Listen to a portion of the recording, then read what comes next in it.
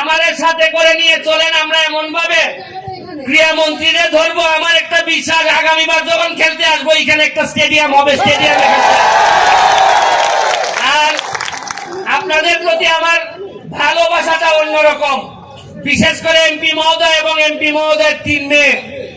আমার এলাকায় মেয়ে হইলে অনেকে মনে করেন আহারে একটা ছেলে যদি থাকতো।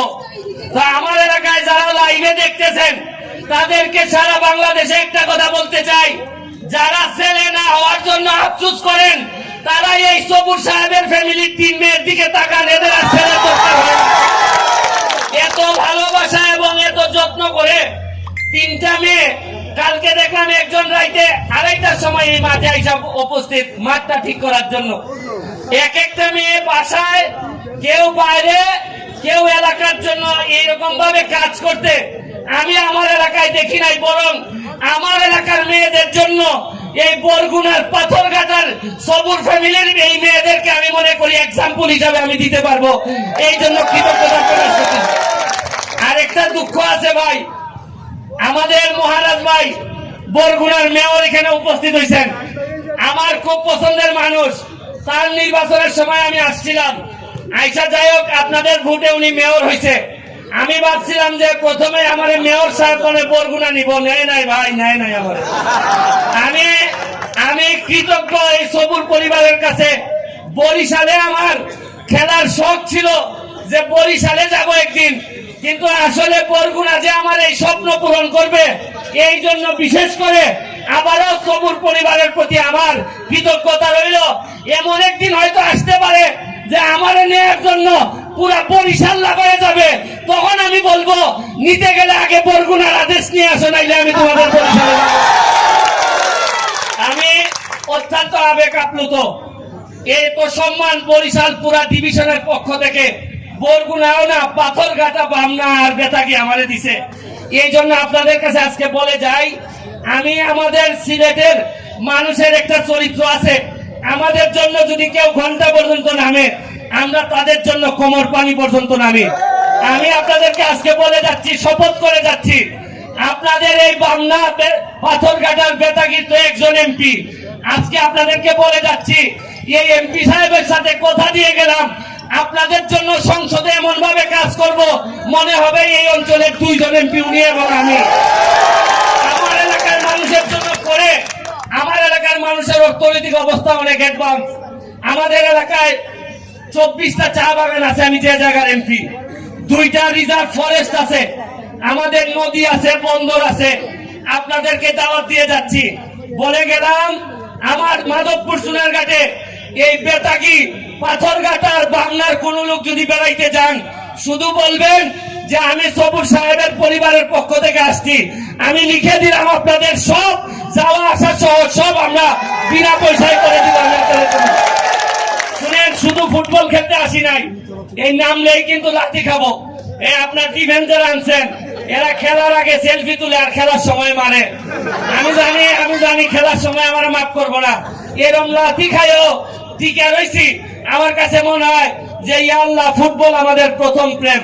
এই প্রেমটাকে যদি বাঁচাই না রাখি, খেলার মধ্যে তো ফুটবলই আছে, কম টাকা দিয়ে খেলা যায়।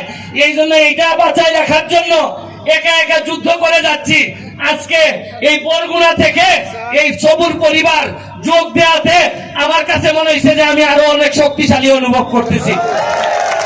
আর যেহেতু আপনাদের এমপি মহোদয় আমার পাশেই সংসদে আমরা বসি, আমাদের দুইজনই কিন্তু শেখ হাসিনা নেত্রীরা আমরা দেখতে পাই, উনি কখন মন ভালো মন খারাপ এগুলো আমরা দেখতে পাই। তা আমার চাচিরে আমি নিয়ে চিন্তা করছি, এইবার উনার সাথে কথা হয়েছে, ওই আমার মা যেভাবে পান খাইলে মনটা নরম থাকে, আমরা দুইজন খুঁজা বার করবো কোন সময় শেখ হাসিনার মনটা নরম থাকে।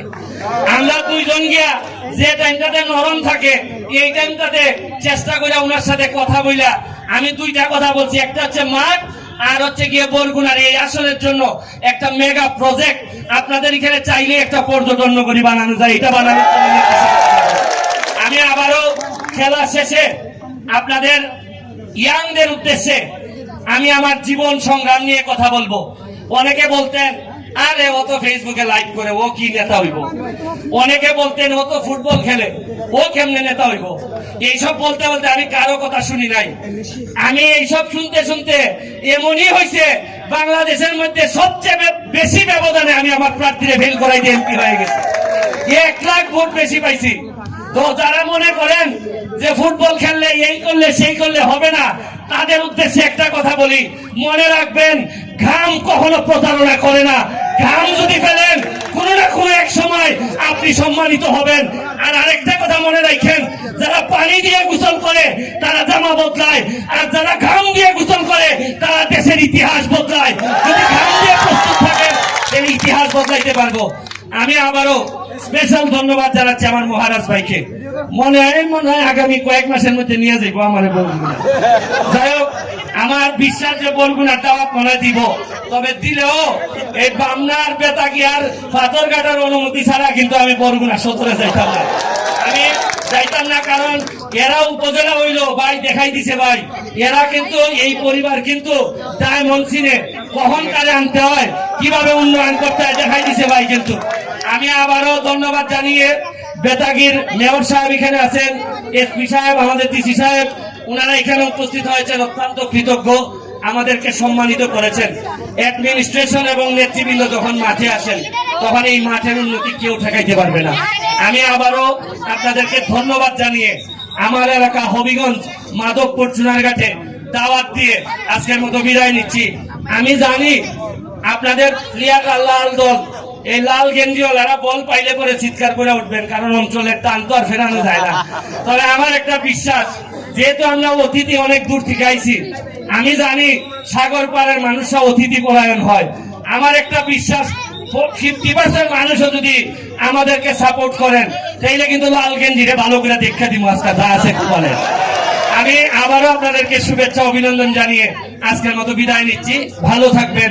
জয় বাংলা, জয় বঙ্গবন্ধু।